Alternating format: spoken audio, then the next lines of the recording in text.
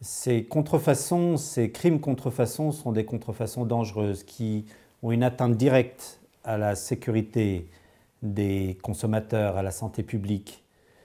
Ce sont des contrefaçons qui touchent à l'économie des États. Ce sont des contrefaçons qui discréditent les jeunes démocraties. Le crime contrefaçon, ce n'est pas quelque chose d'anodin. Le crime contrefaçon, c'est de la contrefaçon réalisée, organisée, structurée par les organisations criminelles qui ont des moyens considérables et qui sont prêts à tout pour effectuer le maximum de profit au moindre risque. Pour information, il faut savoir que les produits de luxe, ce n'est que 8% du problème de la contrefaçon aujourd'hui.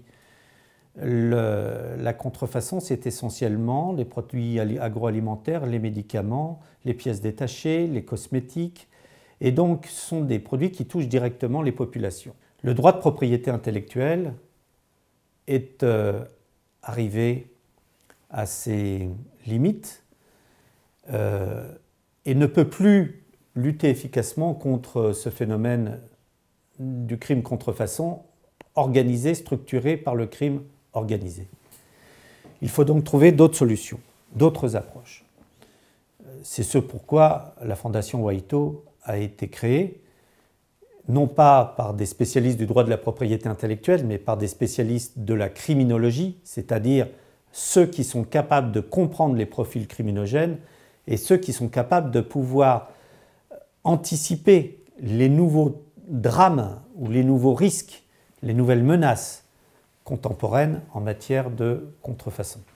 Le XXIe siècle sera un siècle majeur pour lutter contre les contrefaçons.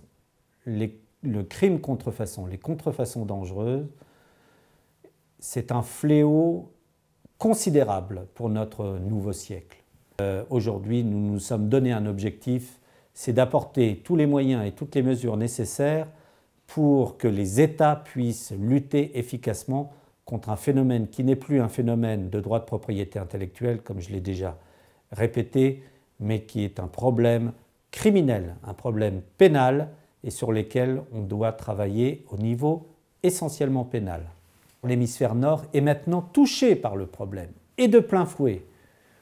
Europe de l'Est, évidemment, États-Unis, on ne parle pas suffisamment assez des problèmes de contrefaçon que nous rencontrons aux États-Unis, soit par des transferts de médicaments par le Canada ou par le Mexique, soit tout simplement par l'achat de médicaments sur Internet.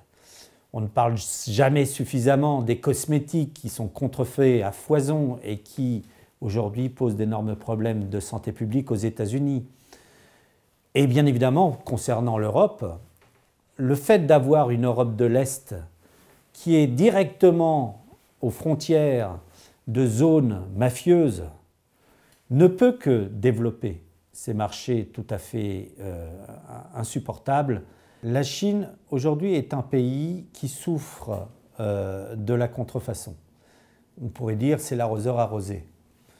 En fait, il faut savoir que la Chine, avec son développement extraordinaire, a amené en fait l'industrie de la contrefaçon à se développer, non pas forcément que pour l'exportation, mais aussi intraterritoriale.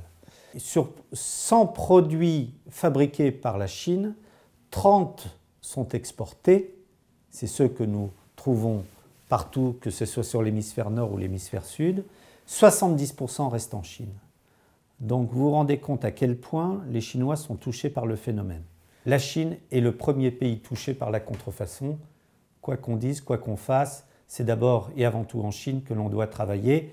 C'est la raison pour laquelle la Fondation WITO a créé un centre de recherche et d'études de Chine à Pékin et qui travaille avec la plus grande université de droit et de sciences politiques de Chine à Pékin qui forme toute l'élite chinoise pour justement arriver à travers les doctorants de cette université, arriver à comprendre les phénomènes en Chine, à trouver des solutions et à apporter donc des réponses à l'attente du gouvernement chinois. Et ce centre aura pour objectif de créer une chaire universitaire qui va permettre de mieux former l'élite chinoise dans cette lutte pénale contre la contrefaçon et ainsi trouver de nouvelles armes contre ces exploitants de la misère.